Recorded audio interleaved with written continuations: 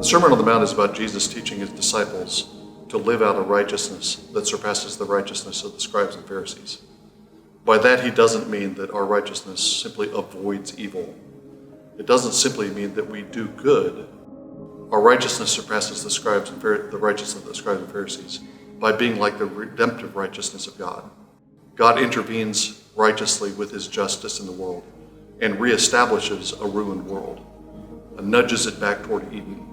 And Jesus is doing that in his ministry, and by our incorporation into him and into his mission, we carry out that righteousness, the righteousness of Jesus that restores the world.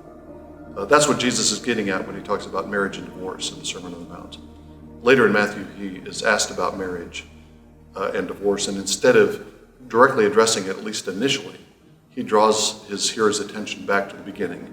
In the beginning, it was not so. In the beginning, a man and a woman, male and female, would be joined together in one flesh, and God would join them together, and they would not be separated. But for the sake of the hardness of your heart, Jesus says, divorce is permitted. That's the kind of marriage that Jesus commends in the Sermon on the Mount and elsewhere in the Gospels. And that's part of the redemptive righteousness as we live out that kind of marriage, that kind of covenant commitment, a permanent covenant commitment over a lifetime, not separating what God has joined together.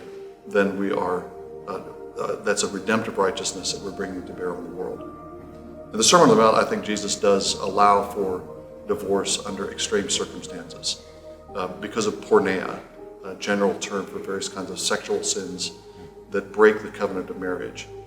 Because of porneia, their divorce is permitted. But in the beginning, it's not so.